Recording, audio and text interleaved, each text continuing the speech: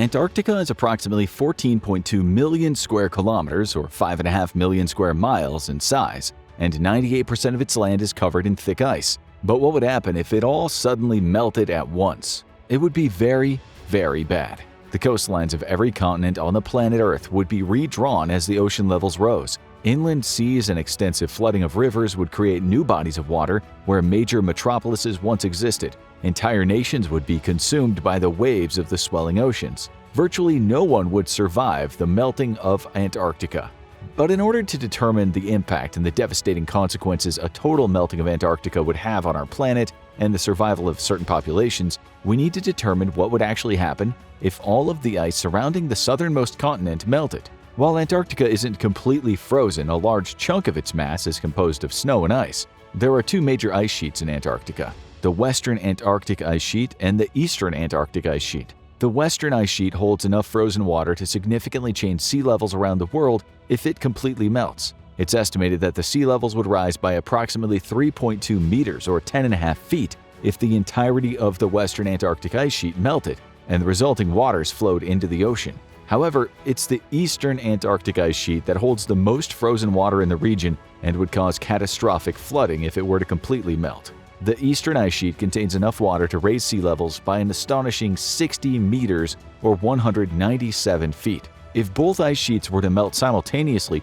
it could raise ocean levels around 64 meters or 210 feet. This would result in many islands, major cities, and entire countries being swept underwater. On top of the ice sheets, Antarctica also contains snow and packed ice that surrounds the continent and would also contribute to sea levels rise if melted. Before we examine exactly which parts of the world would be submerged due to the immense flooding that would come from Antarctica melting, and if where you live will give you a chance to survive this disastrous event, we have a question for you. Is something interfering with your happiness or preventing you from achieving your goals? Regardless if you have a clinical mental health issue like depression or anxiety, or if you're just a human who lives in this world who's going through a hard time, therapy can give you the tools to approach your life in a very different way. And that's why I'm excited to tell you about today's sponsor, BetterHelp. BetterHelp's mission is to make therapy more affordable and more accessible. And this is an important mission because finding a therapist can be really hard, especially when you're limited to the options in your area.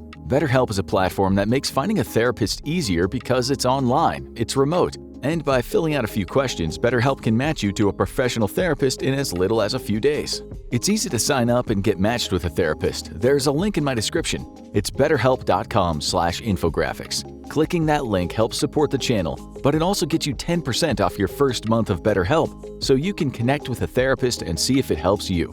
And because finding a therapist is a little like dating, if you don't really fit with that therapist, which is a common thing with therapy, you can easily switch to a therapist for free without stressing about insurance, who's in your network, or anything like that. So if you're struggling, consider online therapy with BetterHelp. Click the link in the description or visit betterhelp.com/infographics. Thanks again, BetterHelp, for supporting this channel. And now back to Antarctica. As we were saying before, we examine exactly which parts of the world would be submerged due to the immense flooding that would come from Antarctica melting, and if where you live will give you a chance to survive this disastrous event, we need to break down a few key statistics. First, the rate at which the ice sheets of Antarctica are currently melting is causing sea levels to rise by about 0.22 millimeters per year. This might not seem like a lot, but over time, this addition of water to our oceans adds up. Ice sheets around the world are currently melting faster than at any previous time in recent history due to climate change. All evidence indicates that human actions such as burning fossil fuels like oil, coal, and natural gas to generate energy are releasing greenhouse gases like carbon dioxide into the atmosphere. Methane from unsustainable horticultural practices is being released into the atmosphere, exacerbating the climate change crisis. These types of gases trap the radiation from the sun and cause global temperatures to increase, which in turn causes ice and glaciers to melt and dump the water they once contained into the oceans. It's estimated that the average temperature of Earth could increase by 2 to 9.7 degrees Fahrenheit, or 1.1 to 5.4 degrees Celsius, by the end of the century. This has led to models created by scientists to predict that sea levels could rise by as much as 60 millimeters or 2.36 inches by 2100. Again, even though this doesn't seem like a lot, we need to remember that there are many places around the world where people live along the coast at sea level. Even an increase of a few millimeters or inches could cause these areas to flood, displacing millions of inhabitants. Now let's examine how much water is actually contained within the ice and the snow of Antarctica. We can estimate that Antarctica possesses around 18 million square kilometers, or around 6.95 million square miles of ice and snow. The average thickness of the ice in Antarctica is around 1.9 kilometers, or 1.18 miles. This means the volume of water contained in the snow and ice of Antarctica is around 34 million kilometers cubed, or 8,157,000 miles cubed. Using those estimates, sea levels could rise by as much as 88.6 meters or 291 feet if all the ice and the snow melted from Antarctica and ran off into the ocean. It's clear that the melting of all the ice and snow in Antarctica will cause a massive amount of water to be released and sea levels to rise drastically. Before we look at the specific areas that'll be underwater if this were to happen, let's discuss some basic facts about Antarctica and what a total melting of its ice and snow would mean for the continent itself. Antarctica is the 5th largest continent on Earth, and it's bigger than both Europe and Australia. To be clear about just how extensive the ice sheets of Antarctica are, they're around 20% of the southern hemisphere, so it probably comes as no surprise that the Antarctic ice sheet is the largest single piece of ice on the entire planet. Interestingly, the ice sheets of Antarctica are not always the same size. During the summer, the sea ice around Antarctica is around 3 million square kilometers, or 1.2 million square miles. However, by the end of the winter, the sea ice can extend to 19 million square kilometers, or 7.3 million square miles. The growth and shrinkage of the sea ice occur mainly around the Ross Ice Shelf and the Rona Ice Shelf. It's here that glacial ice from the interior of the continent moves toward the lower elevation regions at around 10 to 1,000 meters, or 33 to 32,800 feet per year. This shifting of the ice is natural and influences sea levels, but it's a gradual process, unlike what would happen if all the ice and snow in Antarctica melted at the same time. The continent itself is divided by the Trans-Antarctic Mountains, which reach elevations of 4,500 meters or 14,764 feet. The elevation of the Antarctic ice sheet is around 2,000 meters, 6,562 feet, but can rise as high as 4,000 meters or 13,123 feet near the middle of the continent. Surprisingly, Antarctica isn't a solid landmass. If all the ice were to melt, Antarctica would be a series of archipelagos with frigid water flowing between them. If Antarctica were to melt, it wouldn't just affect the lands of the planet, it'd also cause massive changes to the consumption of the oceans as well. The waters around the continent are 4,000 to 5,000 meters or 13,100 feet to 16,400 feet deep and are part of the Southern Ocean, which is all salt water. The ice and snow of Antarctica are made up mostly of fresh water, though. If all this fresh water were to melt and run off into the ocean, it would change the salinity of the water surrounding the continent. This would have drastic consequences on the density of the water in the region, which could throw off the ocean conveyor belt that carries nutrients and water around the globe. The ocean conveyor belt, formerly known as the thermohaline circulation, is the vast system of global ocean currents driven by differences in temperature and salinity. The ocean conveyor belt also plays a pivotal role in the planet's weather systems as well. Therefore, if Antarctica melted, it would impact both the ocean and the atmospheric systems of planet Earth. Now, technically, Antarctica is a desert, which might seem confusing, as most of the time we think of deserts as being hot, sandy places. But Antarctica is classified as a desert because of its harsh climate and low levels of precipitation. The continent is covered in ice, not because it snows often, but because it's so cold that massive amounts of snow and ice have accumulated over millions of years. The interior regions of Antarctica are believed to receive around 50 to 100 millimeters, or just 2 to 4 inches of snow every year, making it one of the driest places on Earth. The waters around the continent can reach temperatures as cold as -10 to -30 degrees Celsius or 14 to -22 degrees Fahrenheit. However, water temperatures in some regions can get as high as 9 degrees Celsius or 48 degrees Fahrenheit. The temperatures on the land in Antarctica can be drastically different depending on where you are located. For example, the interior regions of the continent, where the mountains rise above the landscape, the temperatures can dip below -60 degrees Celsius or -76 degrees Fahrenheit in the winter, and -20 degrees Celsius or -4 degrees Fahrenheit in the summer. In 1983, Russian scientists at Vostok Research Station measured temperatures of -89.2 degrees Celsius or -128.6 degrees Fahrenheit. This was the coldest temperature ever recorded on Earth. Antarctica also plays a major role in regulating the planet's temperature by reflecting large amounts of the sun's radiation back into space. This helps keep the planet cool and allows for moderate temperatures we enjoy around much of the world.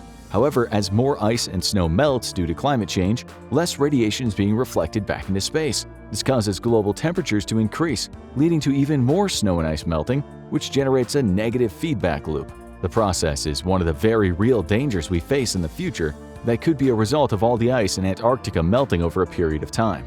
Even though Antarctica is one of the harshest environments on the planet, life still finds a way to survive on the continent. Lichens, moss, several other forms of vegetation all grow there. In fact, around 130 species have been recorded in Antarctica, including 100 types of different mosses. However, due to a lack of water and extreme cold, there are no bushes or trees in Antarctica. The waters around the continent are teeming with life, including fish, whales, and other marine organisms. And of course, Antarctica's most famous residents are the 20 million penguins that call its frozen landscape home. The tragic part is that if all the ice and snow melted on that continent, almost all the species that currently live there would perish. Now let's examine what would happen to other parts of the world if Antarctica melted. There are definitely regions that would fare better than others. However, it is important to note that even if where you live doesn't find itself underwater, the climate and weather patterns across the planet would shift drastically, which could result in your home lying in the path of powerful and deadly storms. We'll start with North America. If Antarctica melted, pretty much the entire east coast of the United States would be wiped out. Boston, New York City, Philadelphia, and Washington, D.C. would all be underwater. The states of Rhode Island, Delaware, and Maryland would no longer exist. All southern states would be ravaged by flooding, resulting in almost all of Florida being submerged beneath the Atlantic Ocean. Charleston and much of the rest of North and South Carolina would also be sunk. In the southern U.S., the Mississippi Delta would swell, and the ocean would consume New Orleans and much of the South. A giant bay would develop where the Mississippi River once flowed and would extend deep into the middle of the country. On the west coast, San Francisco, LA, and San Diego would all be lost. The hills of Central California would become islands as water flowed into the valleys that used to be Tulare Lake, which was once the largest lake west of the Mississippi. It's important to remember that as the sea levels rise by as much as 64 meters or 210 feet, ocean water would continuously pour into the rivers and flood the valleys around the world. This is what would happen to Montreal as the waters of the St. Lawrence rose and drowned the city. Halifax and Vancouver would also find themselves underwater. Much of the coasts of Mexico would also be submerged, and around half of the Yucatan Peninsula would be underwater. Instead of one big island, Cuba would be broken up into an archipelago. Havana would be at the bottom of a now much deeper Atlantic. In fact, most of the islands in the Bahamas and Caribbean would be completely wiped off the map. If all the ice in Antarctica were to melt, pretty much every coastal city in North America would either be severely flooded or completely underwater. Major rivers would flood and new bays would form. Now let's move to South America. Like with the Mississippi, the Amazon River would swell and a huge inlet sea would emerge in the middle of the continent. The state of the Amazon in Brazil would be almost completely submerged. Georgetown, Rio de Janeiro, Montevideo, and Buenos Aires would all be underwater due to increased sea levels. In the southern part of the continent, Paraguay River Basin would flood and result in another gigantic Atlantic inlet that would cover parts of Argentina and Uruguay. Although much of the east coast of South America would be devastated, the western coast wouldn't be affected nearly as much. This is because the Andes Mountains run along the west coast, resulting in many cities residing at higher elevations. However, smaller coastal towns around the continent would still be flooded as the new shoreline moved further inland. It's also worth noting that Central America would lose much of its coasts. The Panama Canal and the surrounding area would suffer catastrophic flooding that would create a larger and wider passage between the Atlantic and the Pacific Oceans, where the canal was once located. This would result in passageway where huge ocean liners could easily pass through. Next, let's look at Africa, where much of the continent would actually survive unscathed. Unfortunately, Senegal, the Gambia, Guinea-Bissau, and Guinea would not fall under that category. These countries would be mostly flooded and become part of the Atlantic Ocean due to the fact that much of their lands lie at sea level. Dakar, Bissau, Freetown, and Monrovia would no longer exist. Abidjan, Accra, and Lagos would also be underwater. There would be slight flooding in southern Africa that would threaten Cape Town, but the rest of the region would see little change. In East Africa, Maputo in Mozambique, Dar es Salaam in Tanzania, and Mogadishu in Somalia would be consumed by the Indian Ocean. The Red Sea and the Gulf of Aden would swell and flood any towns and cities along their coasts. Then there's the southern Mediterranean. As sea levels rise, water from the Atlantic would pour through the Strait of Gibraltar and cause the Mediterranean Sea to expand. This would result in Tunis, Tripoli, and Alexandria sinking underwater. The cities would be lost like Plato's Atlantis. The Nile Delta would also flood, causing much of Cairo to be destroyed. The waters of the Mediterranean would pour across the lower elevations of Libya, creating a new, gigantic Mediterranean island off the coast of the newly carved-out shores of North Africa. On the other side of the Mediterranean, southern Europe would see relatively mild flooding. Of course, there would be some exceptions. For example, Venice and much of northern Italy would be consumed by the Adriatic and Ligurian seas. The influx of water into the Mediterranean would also cause the Black and Caspian seas to surge tremendously, enveloping parts of Eastern Europe. The coasts of Turkey, Bulgaria, Romania, and Ukraine would be decimated. The Volga River would flood, and the Caspian Sea would extend north, flooding huge amounts of land in western Russia. But all the cities and towns and lands lost in southern Europe and Eastern Europe are nothing compared to what would happen in northern Europe. The United Kingdom would lose somewhere around 20% of its land. London and much of eastern Britain would be underwater. Almost all of the Netherlands and Denmark would become part of the North Sea. A series of islands would form where Estonia and Latvia once existed, as the Black Sea covers much of the landscape. Stockholm, Helsinki, and St. Petersburg would all be submerged. The new north coast of Europe would start deeper in Poland and Germany and France. Europe could lose as much as a third of its lands to the rising waters caused by the melting of ice in Antarctica. In Asia, the Persian Gulf would extend northward as the waters of the Indian Ocean rose and poured across the landscape. Lands as far as Baghdad would be underwater. The once desolate deserts of Iraq would be covered by waves of the new Persian Gulf. Kuwait City, Doha, and Dubai would also be part of this new inlet. Around 160 million people would be displaced as Bangladesh and West Bengal were flooded by the Meghna River, and the entire region became a new bay. South Vietnam and much of Indonesia would no longer exist. Cities like Ho Chi Minh, Jakarta, and Bangkok would be at the bottom of the ocean, where the Indian meets the Pacific. Many of the 7,640 islands that make up the Philippines would be underwater, with the major cities of Cebu and Manila flooded beyond recognition.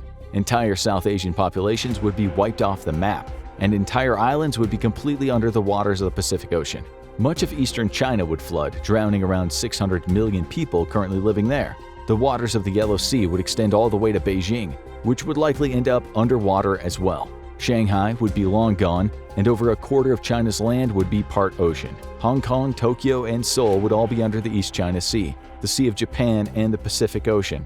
The entire city-state of Singapore would be submerged, and the only reminder of the city would be the tops of the tallest skyscrapers sticking out of the waves. Untold numbers of people would either need to move farther inland or would perish. Then again, entire communities might arise on floating houses that subsist off plants and animals that live in the waters that were once their homes. 4 out of 5 Australians live on the coast, and when sea levels rise as a result of the complete melting of Antarctica, almost every major city in the country would be affected. Sydney, Brisbane, Melbourne, and Perth would all be drowned. The Spencer Gulf would flood into Lake Torrens, and a gigantic inland sea would form with small islands created by the tops of hills poking out of the water. The desert that envelops much of Central Australia would remain, which means the only hope for inhabitants of the nation is to live on the increasingly narrow strips of temperate land along the coasts that can sustain large populations of people. New Zealand would be broken up into smaller islands, with Auckland and Wellington being submerged in the Pacific. According to the United Nations, around 40% of the world's population lives within 100 kilometers or 62 miles of the coast. That's approximately 3.16 billion people, all of whom would be affected by the flooding caused if all the ice in Antarctica melted. There's no denying that this would be a global catastrophe, but the most terrifying part is that climate change is pushing the planet in this very direction. All of the snow and ice in Antarctica would never melt all at once, but over time, the ice sheets of the southernmost continent are pouring more and more water into the ocean, which is causing sea levels to rise at an alarming rate. This doesn't even take into consideration the amount of ice melting in the Arctic and from the Greenland ice sheet, which covers around 80% of the island. As these ice sheets and glaciers around the world melt, the sea levels will continue to rise more and more. In the not-too-distant future, many of the cities and lands mentioned in this video could be underwater. Islands around the world, like the Maldives, will sink below the ocean's surface and be lost forever. At this point, it's too late to stop the flooding and destruction of some regions to the increasing sea levels as a result of the ice in Antarctica and around the world melting. The melting of Antarctica and other ice sheets is not just going to cause sea levels to rise, it'll also result in drastic changes to weather patterns around the world. Hypothetically, if all the ice melted in Antarctica, it would cause global temperatures to skyrocket. More of the sun's radiation would remain in the atmosphere and cause the intensity of storms to increase. Humongous hurricanes would sweep across the enlarged oceans. Tornadoes would rip through the middle of continents that were spared from the flooding. It would end up being a worldwide doomsday scenario. What it comes down to is that if all the ice in Antarctica melted, sea levels would rise tremendously, washing away the coastlines of every continent and creating new bays, inlets, and inland seas that would decimate major cities. That being said, even people who live in areas that would not flood would experience intense climatic changes, such as increased temperatures and more intense storms. So even though over 40% of the entire human race would be wiped out almost immediately if all the ice and snow in Antarctica melted due to sea levels rising, the rest of the population would be threatened by other global changes. Now watch why US removed its 9th largest lake, or check out what if the Earth stopped spinning minute by minute.